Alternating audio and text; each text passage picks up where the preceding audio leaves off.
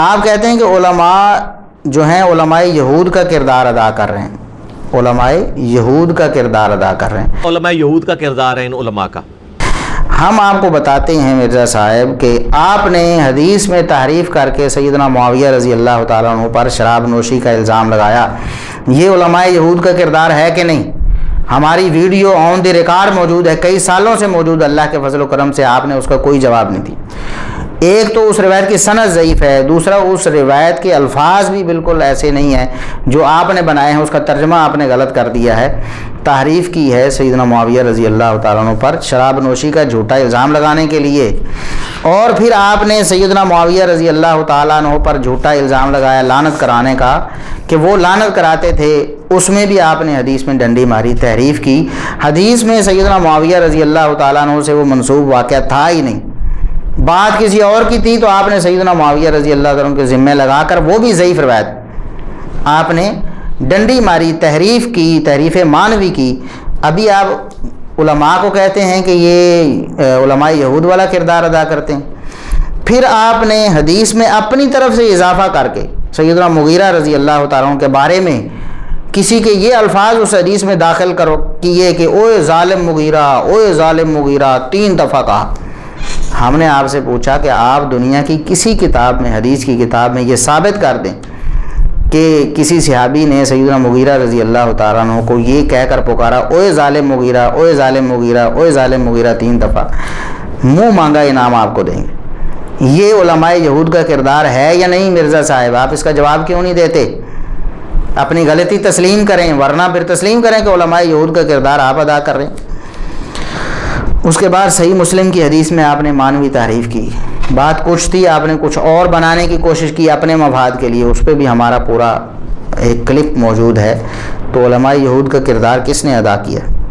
صحیح کا ٹیگ لگا کر آپ نے کہا کہ صحیح الاسناد حدیث ہیں، ضعیف الاسناد روایات سے میرا پمفلٹ جو واقعہ کربلا کا حقیقی پس منظر وہ ضعیف روایات سے پاک ہے۔ کتنی ضعیف روایت آپ نے اس کے اندر ڈالی ہوئی ہیں۔ ہم نے آپ کو بتایا کہ ایک دفعہ آپ نے خود کہا کہ امام اعمش تو امام المدلسین ہیں، ان کی روایت کیسے آنے والی قبول ہو سکتی ہے؟ لیکن وہی روایت آپ کے مفاد میں آئی، وہی روایت آپ کے مفاد میں آئی تو آپ نے اس کو اپنے پمفلٹ میں صحیح کا ٹیگ لگا کر پیش کیا، لکھا پمفلٹ کے سرے ورق پر صحیح الاسناد حدیث، اور اس میں وہ روایت بھی آپ نے ڈال دی۔ امام المدلسین اعمش کی تدریس اس وقت کہاں گئی تھی؟ علماء یہود کا کردار مرزا صاحب کون ادا کر رہا ہے؟ ایک طرف آپ کہتے ہیں کہ اعمش کی آنے والی روایت ضعیف ہوتی ہے، اور دوسری طرف آپ اعمش کو امام المدلسین بھی کہہ رہے ہیں، اور تیسری طرف اپنے پمفلٹ میں اس کی آنے والی روایت بھی قبول کیے جا رہے ہیں۔ اور یہ پیٹ رول ہے صحیح مسلم کے مقدمے میں، محدثین کا اجماع ہے کہ مدلس کی آنے والی روایت سماع کی تصریح کے بغیر ضعیف تصور کی جاتی ہے، اور سفیان ثوری اور اعمش یہ 2 امام المدلسین ہیں، کیونکہ یہ ضعیف راویوں سے بھی تدلیس کیا کرتے تھے۔ یہ سب سے ورس ترین قسم ہے تدلیس کی۔ علماء یہود کا کردار کون ادا کر رہا ہے؟ پھر آپ کہتے ہیں کہ مجہول راوی کی روایت ضعیف ہوتی، خود آپ نے کہا نا صحیح مسلم کے مقدمہ پڑھاتے رہے آپ لوگوں کو، اور خود مجہولین کی روایتیں آپ اپنے پمفلٹ میں ڈالیں، اور ہم نے آپ کو بتایا ہوا ہے کہ یہ روایتیں جہالت کی وجہ سے فلاں فلاں راوی کی ضعیف ہیں، اور آپ نے ابھی تک نہ اعلانیہ رجوع کیا ہے نہ اپنے پمفلٹ سے وہ روایتیں نکالی ہیں۔ تو علماء یہود کا کردار کون ادا کر رہا ہے؟ متروک راویوں تک کی روایات آپ نے پیش کی ہوئی ہیں، متروک سخت ترین ضعیف راوی اس کی روایتیں بھی آپ نے پیش کی ہوئی ہیں۔ ہم نے آپ کو بتایا ہوا ہے مرزا صاحب، آپ نے کہتے ہیں علی اور قرآن ایک ساتھ رہیں گے، علی اور قرآن ایک ساتھ، وہ روایت آپ نے مستدرک حاکم سے پیش کی، تو ہم نے آپ کو بتایا کہ ابو سعید تمیمی راوی اس میں متروک ہے، اور آپ نے ابھی تک اعلانیہ نہ رجوع کیا ہے نہ اپنے پمفلٹ سے اس روایت کو نکالا ہے۔ کون سی آپ لوگوں کو علماء کو کہتے ہیں علماء یہود کا کردار ادا کر رہے ہیں؟ خود آپ کا کردار کیا ہے مرزا صاحب؟ اور پھر آپ دیکھیں کہ شیخ الاسلام ابن تیمیہ رحمۃ اللہ علیہ پر آپ نے کفریہ عقیدے کا جھوٹا الزام لگایا۔ آپ نے کہا کہ ان کا عقیدہ کفریہ تھا، وہ حوادث کی ابتدا کے جو قائل نہیں تھے، کہ بعض حوادث ایسے ہیں جن کی ابتدا نہیں ہوتی، تو یہ تو دیکھو کفریہ عقیدہ ہے، ایک علمی مسئلہ تھا۔ تو ہم نے بتایا کہ صحیح بخاری میں عین وہی عقیدہ امام بخاری رحمۃ اللہ علیہ نے پیش کیا ہوا ہے۔ آپ کہتے ہیں نا یہ جو کتابیں پڑھی نہیں ہوئی پڑھی ہوئی ہیں، اگر آپ نے پڑھی ہوتی نا صحیح بخاری مرزا صاحب تو آپ کو پتہ ہوتا کہ امام بخاری رحمۃ اللہ علیہ کا اپنا عقیدہ وہی ہے جو شیخ الاسلام ابن تیمیہ رحمۃ اللہ علیہ کا عقیدہ تھا۔ آپ نے نہ اس کا کوئی جواب دیا اور نہ اس پر کوئی رجوع کیا، نہ اعلانیہ طور پر تسلیم کیا، اور نہ آپ نے کسی بھی طرح سے اپنی اس بات سے اعلان برات نہیں کیا ہے۔ تو علماء یہود کا کردار کیا ہوتا ہے مرزا صاحب؟ پھر آپ نے صحیح احادیث کو رد کرنا شروع کر دی۔ صحیح حدیث جس کو آپ نے اپنے پمفلٹ میں صحیح حدیث لکھا تھا، صحیح حدیث سیدنا معاویہ رضی اللہ تعالیٰ عنہ کے بارے میں نبی کریم صلی اللہ علیہ وسلم نے ہادی اور مہدی ہونے کی دعا کی تھی، آپ کو کیسے ہضم ہو سکتی تھی؟ یہ تو فضیلت تھی نا معاویہ رضی اللہ تعالیٰ عنہ کی۔ تو صحیح حدیث آپ نے اس کو پمفلٹ میں لکھا، بعد میں خاموشی سے نکال دیا اور اب کہا کہ یہ حدیث جعلی ہے۔ پہلے صحیح کہا، پھر اس کو جعلی کہا، اور دلیل کوئی نہیں، بغیر دلیل کے جعلی کہا۔ اور اپنی بات کو مضبوط کرنے کے لیے 2 اماموں پر جھوٹا الزام آپ نے لگا دیا مرزا صاحب۔ آپ نے کہا کہ ہادی اور مہدی والی حدیث کو امام نسائی اور امام حاکم نے ضعیف کہا ہے۔ ہم نے آپ سے کب کا یہ مطالبہ کر رکھا ہے مرزا صاحب کہ یہ آپ کا جھوٹ اور بہتان ہے۔ امام نسائی رحمۃ اللہ علیہ اور امام حاکم رحمۃ اللہ علیہ انہوں نے بالکل بھی، بلکہ ائمہ تو اس کو صحیح کہتے رہے ہیں، امام نسائی اور امام حاکم نے قطعاً اس کو ضعیف نہیں کہا۔ اگر آپ کے پاس کوئی حوالہ ہے تو کریں، ورنہ یہ جھوٹ بول کر لوگوں کو دھوکہ دے رہے ہیں۔ آپ ایک صحیح حدیث کو رد کرنے کے لیے جھوٹ بول رہے ہیں، تو علماء یہود کا کردار کون ادا کر رہا ہے مرزا صاحب؟ نہ اس کا جواب دیا، نہ اس سے اعلانیہ رجوع کیا۔ کون علماء یہود کا کردار ادا کر رہا ہے؟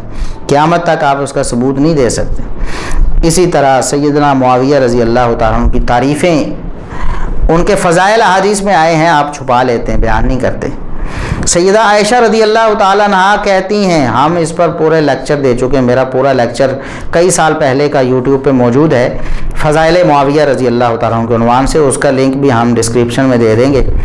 اس میں درجنوں فضائل سیدنا معاویہ رضی اللہ تعالیٰ عنہ کے بیان ہوئے ہیں صحیح احادیث سے، صحیح الاسناد، اور ہم واقعی صحیح الاسناد جو کہتے ہیں وہ کرتے ہیں اللہ کے فضل و کرم سے۔ مرزا صاحب ایک مثال پیش کریں آپ، کوئی ضعیف روایت جو ہمارے نزدیک ضعیف ہو اور ہم نے اس کو پیش کیا ہو، ہمارے اصولوں کے مطابق ضعیف ہو اور ہم نے اسے پیش کیا ہو، کوئی تدلیس والی آن والی روایت مدلس کی ہم نے پیش کر دی ہو، کوئی ضعیف راوی کی روایت ہم نے پیش کر دی ہو، ہم اپنے دعوے میں سچے ہیں۔ علماء یہود کا کردار کون ادا کر رہا ہے مرزا صاحب؟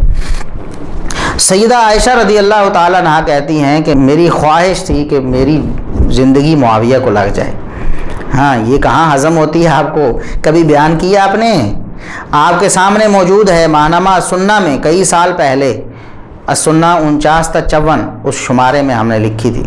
اس کے بعد بھی ہم نے سوشل میڈیا پہ بھی اس کو پھیلایا اور کئی دفعہ ہم نے اس کی تشہیر کی۔ آپ کو پتہ ہے سیدہ عائشہ رضی اللہ تعالیٰ عنہا نے یہ فرمایا ہے، کبھی بیان کیا آپ نے اس کو؟ علماء یہود کا کردار کون ادا کر رہا ہے؟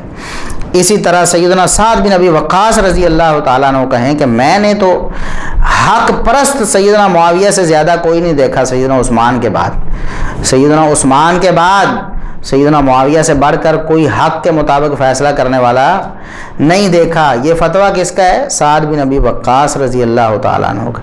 اس پر ہمارا پورا ایک یوٹیوب پہ کلپ موجود ہے کہ سیدنا سعد بن ابی وقاص رضی اللہ تعالیٰ عنہ کا فیصلہ کیا ہے سیدنا معاویہ رضی اللہ تعالیٰ عنہ کے بارے میں۔ تو آپ نے کبھی اسے پیش کیا؟ علماء یہود کا کردار کون ادا کر رہا ہے مرزا صاحب؟ پھر سیدنا ابن عباس رضی اللہ تعالیٰ عنہ تعریف کریں تو آپ اس کو الجھانے کی کوشش کریں۔ وہ انشاءاللہ ہمارا پورا ایک لیکچر آ رہا ہے دفاع معاویہ، انشاءاللہ یہ 1-2 دن میں انشاءاللہ آ جائے گا، 3-4 دن میں اللہ کے فضل و کرم سے۔ یہ جتنی خرافات آپ نے لیکچر نمبر 13 میں آپ نے سیدنا معاویہ رضی اللہ تعالیٰ عنہ کے بارے میں کی ہیں نا، وہ ساری باتیں آپ نے پہلے بھی چبائے ہوئے نوالے ہیں، بار بار آپ وہی چبائے جا رہے ہیں نا، تو ان سب باتوں کا مزید انشاءاللہ تفصیل سے، ایک تو پہلے ہم دفاع کر چکے ہیں، تو ان سب باتوں کا دوبارہ پھر ہم انشاءاللہ تفصیل سے رد کریں گے، تو وہاں یہ بات بھی آ جائے گی انشاءاللہ سیدنا معاویہ رضی اللہ تعالیٰ عنہ کے حوالے سے۔ آپ نے جو علماء یہود کا کردار ادا کیا نا، وہ آپ کے سامنے رکھا جائے گا اللہ کے فضل و کرم سے۔ تو ان ساری تحریفات اور ان ساری ڈنڈیاں مارنے کے بعد بھی آپ کہہ رہے ہیں کہ علماء یہود کا کردار کوئی اور ادا کرتا ہے۔ مرزا صاحب، علماء یہود کا کردار کون ادا کرتا ہے اس کا فیصلہ عوام خود کر لیں گے اللہ کے فضل و کرم سے۔